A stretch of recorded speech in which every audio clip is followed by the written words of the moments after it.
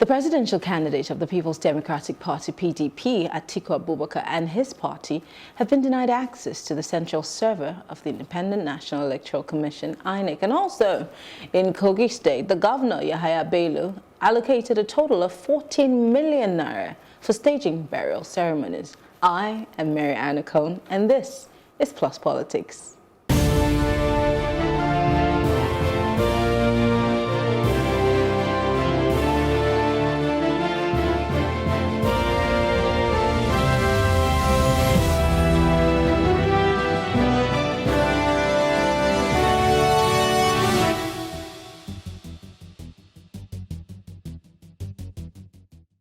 The Presidential Election Petition Tribunal has dismissed an application by the People's Democratic Party, PDP, and its presidential candidate, Atiku, requesting permission to access the central server that was said to have been used by the Independent National Electoral Commission, INEC, for the conduct of the 2019 elections on February the 23rd. Now, is there a concrete reason for this? Joining me to have this conversation, I'm being joined by Steve Agodie. He is a legal practitioner. It's good to have you join us, Barrister Steve.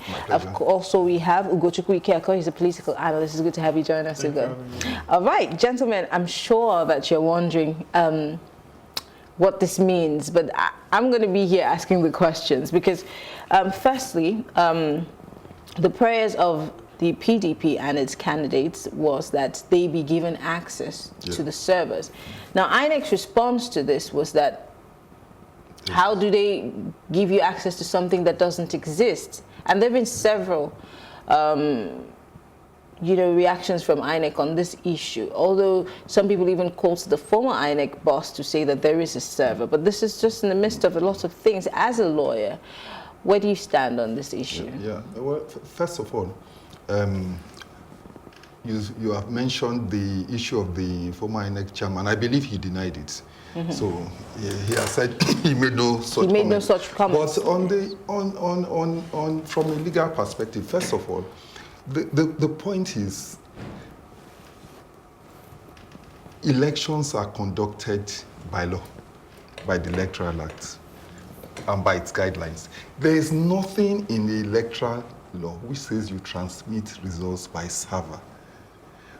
Everything, if you look at the guidelines, section 22 downwards, all it says is forms. Even your presiding officer, who uses, say, the smart card reader, is supposed to take it along with the forms to the collation center. There's no provision there for any transmission by server. So I know the issue is on appeal, but I just wonder what the point of the PDP is.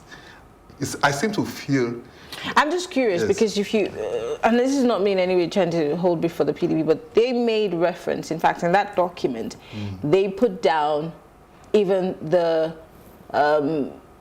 number, what's the name of that thing? Like a manufacturing number, for the server. So I'm wondering, did they also manufacture all of this in order to make INEC look bad? Because you're asking, what do they... What's the relation? The question I'm really asking, what's the relationship of the point about the server to the Electoral Act and its guidelines?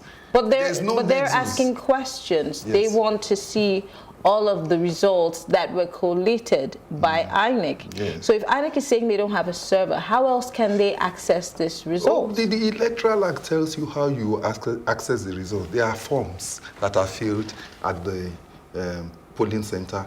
There are forms, collation forms. We call them the EC8 series. There are all those forms. You basically contest elections on the basis of those forms, on the calculations and collations from those forms. So I fail to see, I just see all this as a distraction because... Ugo, I'm just wondering, because he's making an interesting point that, well, the Electoral Act, which is something that INEC has also been saying, that they only suggested that there would be a server, and the first time it was even mentioned, it was just a trial, but that the Electoral Act, not even the one that's been amended, does not have room to accommodate an electronic server or transmission of results. So why would PDP be asking for something that is not there? Well, I think there's been a lot of drama attached to the whole the data, who has it, was at the back end and the rest of the day. Prior to the election proper, we saw the INEC chairman say something about data where they have all the information stored up. We saw Mike Kinney, all right, saying the same thing on television about how the result is being transmitted. For example, I think he was in charge of Akwa Ibom as rec. With the electronic card, where you register to vote, the whole thing goes back to the whole process of who registered the actual number. It's easy for us to just put out there was a form. All right, but all of us here knows that in this country, the easiest thing to manipulate is a form. All right, and we're in a tech age, and it's true that someone can manipulate the data online and the rest of them, but the tendency of doing that compared to the form, all right, is easier. All right. INEC, for example, now it seems like they're on the winning side because they said that it's not in the new Electoral Act. And if the president had signed this Electoral Act before the election, some of these issues and some of this confusion will not be having it, because there is no way. This is 21st century. This is 2019 June. All right, and we're still talking about an election. All right, this Nigeria being the most populous nation in Africa, and you cannot provide the data for the election that you conducted. All right, you're telling us about your form.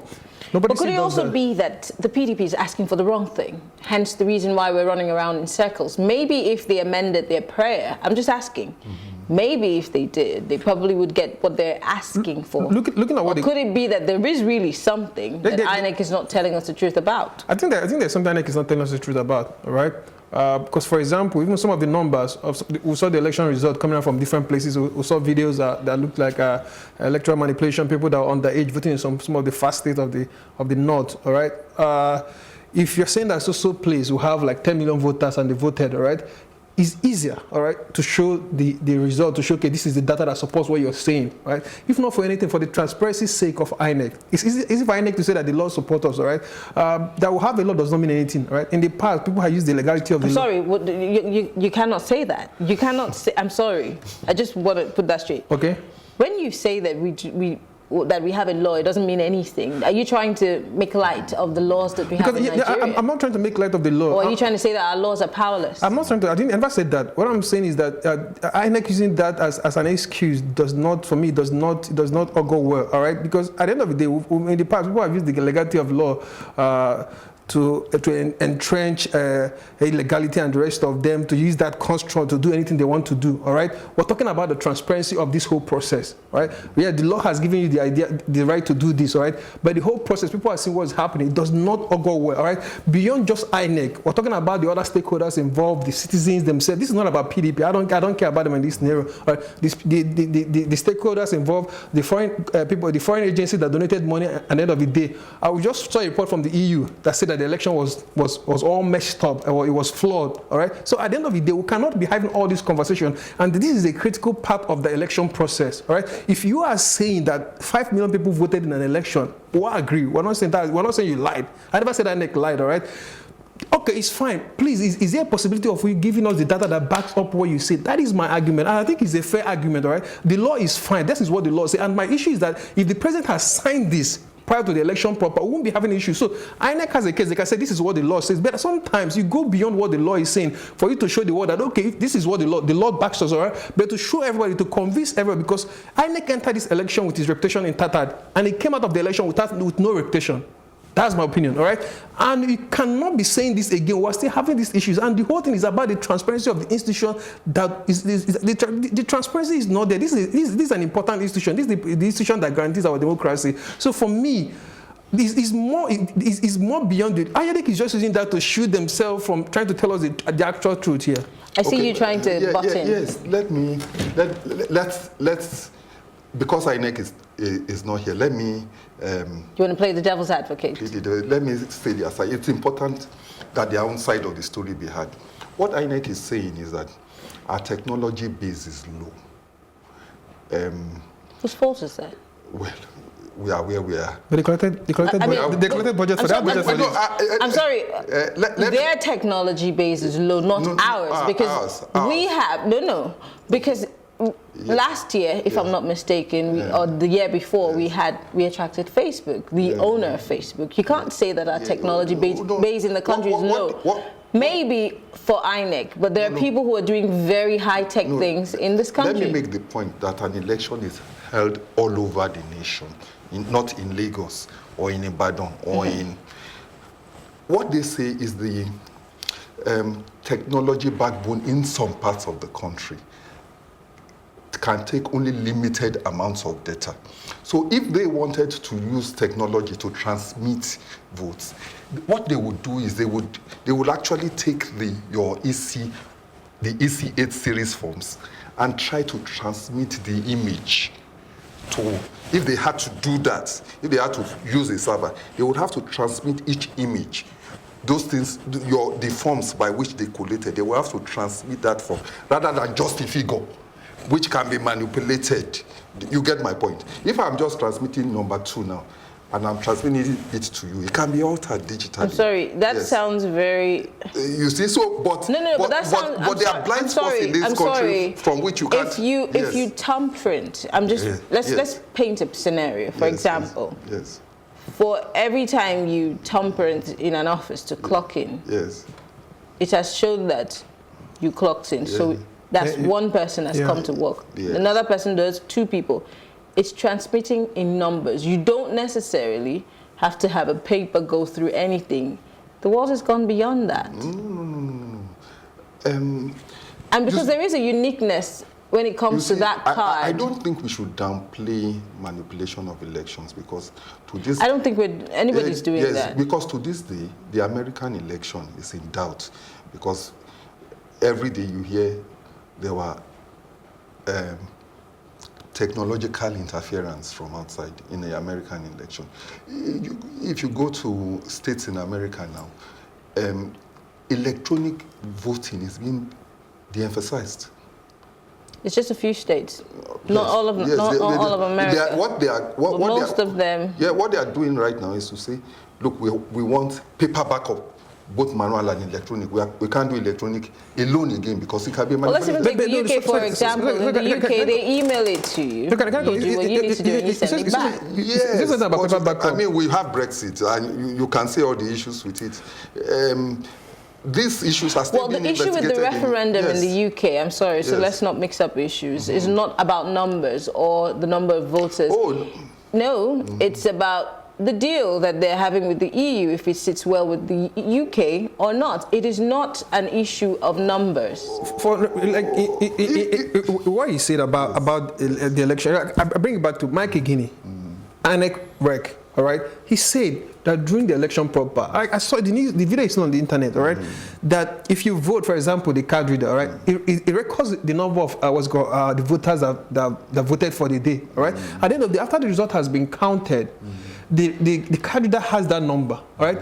It carries with the same thing on the ECA sheet, all right? And whoever is taking that, so already we're using both technology and paper to match this. My issue is this, right? Like, going forward, right? Because this has happened already. But INEC is still saying what you're saying doesn't exist. It's just the paper data that we have. So does it mean that same INEC, because Mike Igini, Mike Igini said this, all right? And Mike Igini was former INEC rec. For the last election, it wasn't like it was the election before, maybe under Maurice Iwu or Henry Nwosu. This was under the last election that happened 2 months ago. So for me, INEC, all right? See, INEC is using the safety of what the law said because they're just happy that the president did not assent to this bill. My issue is this: going forward, all right? We need to take this thing out of the conversation, all right? For example, if election is happening in Sokoto or wherever, people in Sokoto do ATM transaction. People in faraway Taraba, Zamfara do ATM transaction, and they make money and they pay, all right? They don't have their, I don't want to mention any bank's name. They don't have their headquarters in Zamfara or in Sokoto or in Taraba or somewhere in Guza, Bono. No, it's in Lagos, all right? But whoever, the young man here that is controlling things for them or the young man here that's running things for them on the background can do whatever he or she needs to do, and you get your money where you are. So it's not that the technology is not available, right? People in this country that knows what they want, that know what they're supposed to do, are not doing it because they're using the safety of the law, right? The law that's supposed to be outdated, that does not have any basis in today's world. There's no basis. You cannot have an election. But the law is the law. It cannot be outdated. No, the law can be changed.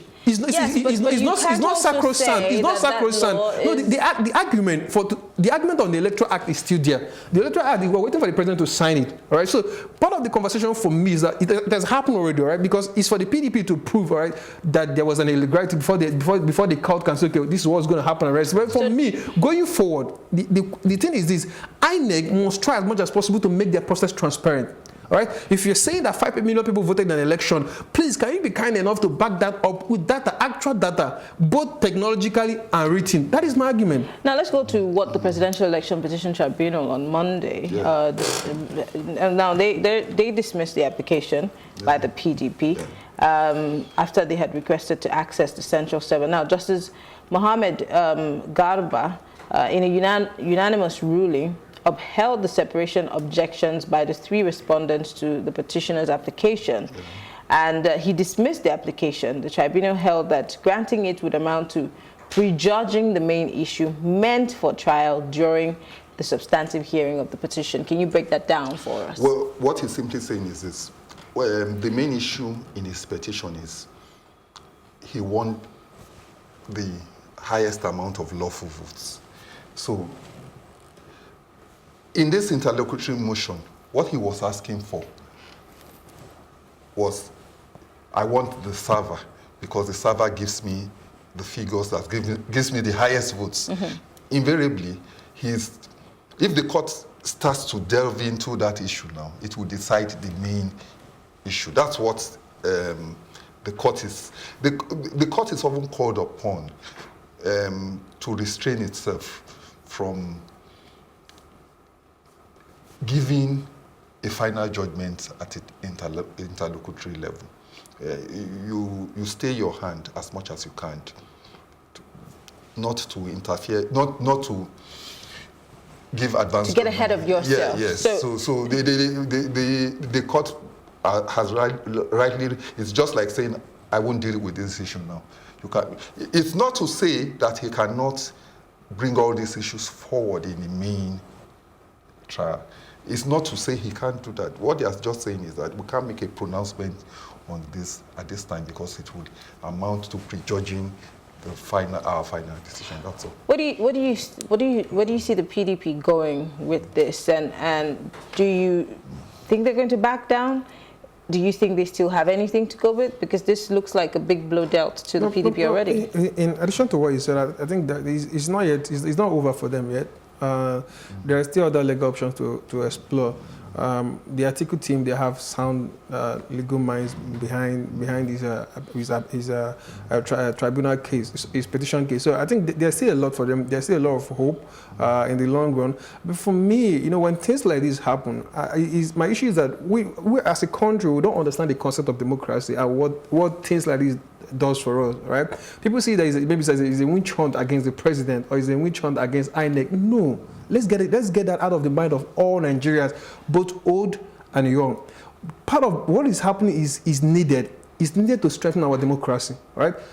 At the dawn of democracy in 1999, it was unthinkable, all right, to challenge, to have like a petition in the court. At the point it took so long, at the point they brought the years, the months and the days down. And now the judgment that the likes of P2B, Adams Oshimole, Rauf Arebashola had in the past has helped to shape our democracy. It's not a bad thing. PDP should not see it for me. They should not see it as like it's the end, all right? There's still legal options to explore. At the end of the day, this will add to our democracy. It's not going to take anything from us. So I think it's a good one. Let's let the court, like he rightly said, let's see what's going to come out at the end of the day. But for me, I think it's a good thing. It's a good step for our democracy. There's nothing bad about it. It's not a bad thing to go and ask, okay, can the court define expressly what happened on social day? Because the court is the final arbiter. They have the right to decide, okay, what is wrong and what is not wrong. And they're doing it within the confines of the Constitution. And it's in order. In addition to what you have said, there's I understand that the Atiku team has lodged an appeal. Yes. And even if they did not lodge an appeal, they could still, during the trial, raise the issue again. Now, we hear that there are about 400 witnesses. That's a huge number of people who are going to be witnesses. And of course, it begs the question, how long will this drag on for? Well, the tribunal will sit from day to day, I suppose. This is not the first time we have seen this in the Awolowo versus Shagari, this thing, the Lucas Classical. There were many witnesses. It's the nature of proving a presidential, challenging a presidential election. I mean, it's all over the nation. So, I mean, certainly... I mean, we've seen people challenge presidential results, but not to this extent. You know, they come out and challenge it, but we never really hear it as much as we're hearing. This is making headlines because, is it because it's an Atiku or because... No, I think there's a tendency these days to think that things are happening that have never happened before. It has happened before. But I think it's just the social media. Social media that is... because people are becoming more aware. Because before now, you know, you hear people say, even the president who's sitting at some point challenged almost every election he ran for. He did, yes. But it wasn't such a big deal as this is. Yeah, well, there was no social media. There was no social media, that's number one. There was no social media as of 2003. It wasn't popular at this point. It was. It's just that a lot of people didn't know how to. It wasn't as popular as it is. You see, the thing is this, all right? That's the beauty of democracy. With the self-awareness, with asking questions and demanding for answers. And that's the beauty of it, all right? Because there can be transparency in secrecy, right? There can be transparency where everywhere is dark, right? So we need this social media light. We need this light to beam on everybody, be it the legislature, the executive, and the judiciary. It's a good thing at the end of the day, and I think it's not bad. We will have more of this in the future. You see, in reverse, I even want to say that we suffer from this problem. There's no election that is held in this country that is not challenged, and there's no presidential election that has not been challenged before. No, the 2015 wasn't challenged. Which one is that? Good luck went home. Oh, okay. It was unchallenged. He said no. He said it was not going on. No, but save for that, all elections that have been held in this country have been challenged. In fact, I believe that we have the greatest, the most voluminous amount of law reports in any system in the Commonwealth on election petitions. I mean, I think that is a tragedy, not a... Well, I don't think it's a tragedy. I think we fight over everything. No, I don't think it's... But if somebody... But I'm just wondering... I disagree. If somebody has that conviction that and certainty that he feels he won and he feels cheated out of something, why shouldn't he go to court? I mean, the law allows that. Yeah, but... and then we're taking advantage of it. Why would you think it's okay? It's preposterous. It's within their rights. But where you have us being the leaders in that kind of thing, in the whole of Commonwealth, that's virtually saying worldwide, you begin to ask yourself, are we going to continue to live like this? No, but don't you also think, I'm coming to you, Ugo, that it also shows the level of distrust that the average Nigerian has in the electoral system and the fact that there is no transparency, hence the reason why we keep going to court. Which is true, whether we which is why we really... So should we be blaming those litigants instead of checking the system in itself? I agree with you 100%. In fact, that is what we should be doing to look at the processes by which, say, an impartial INEC can emerge. How can the stakeholders in an election be made to believe that they have an impartial and honest observer? It's something we really need to work on, because the rate at which we are going, I think we are overburdening the judiciary with elections. Well, some people say different. They'll say different. It's time to make money. You get to work. It's good for us, but I look at the larger picture. Ugo. Well, I think for me, I disagree. I think for us, to an extent, I look at it like the cup is half full or half empty. I think I see that it shows our understanding, no matter how little, of what the democratic structure is supposed to be, all right? And like you said, and that was why when I came in earlier, I said, see, my focus is not on what happened 2-3 months ago, it's on what's happening next, all right? What is the conversation going forward? What is INEC trying to do at this point to make sure that we don't have this repeat situation come next 4 years, all right? What is the president trying to do? The Electoral Act is on its table. The National Assembly has okayed everything. So these are the questions. These are the conversations we're supposed to have at this point, right? Because if we have all these things, if we incorporate technology truly, right? Because INEC cannot be asking for billions of naira, and at the end of the day, just come back to tell us that you're still using pencil and pen to document the election. In 2019, It does not make sense, all right? So if we have technology, if we can leverage technology leverage technology very, very well, we'll not be having these issues. And it's a shame on INEC, all right, on themselves that, if you're doing something. 1999, there was a contention about the election that you conducted. Under Morisiu, the same thing. Under Jega, because Jonathan went home, nobody said anything. And it's still happening under the same guy. So I think it's a shame. It's an indictment on INEC as an institution that you've not, over the long period of time, you've not tried to innovate and do things better so that you can have, to a large extent, the trust of the people. And if you cannot do that at this point, I think maybe we should look for somebody else to come. Well, we need to go because we don't have time. But I'm thinking that maybe INEC also has an excuse because, INEC is being funded by the federal government. But they're independent.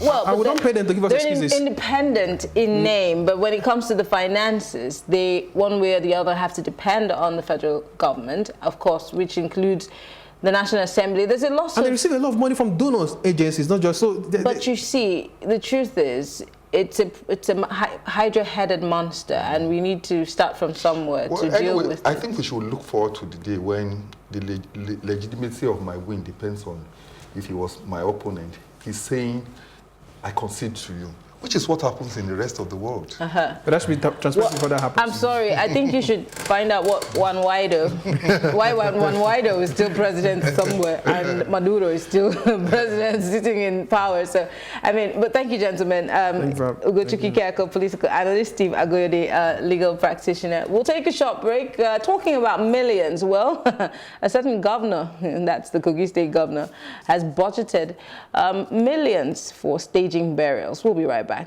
after this break.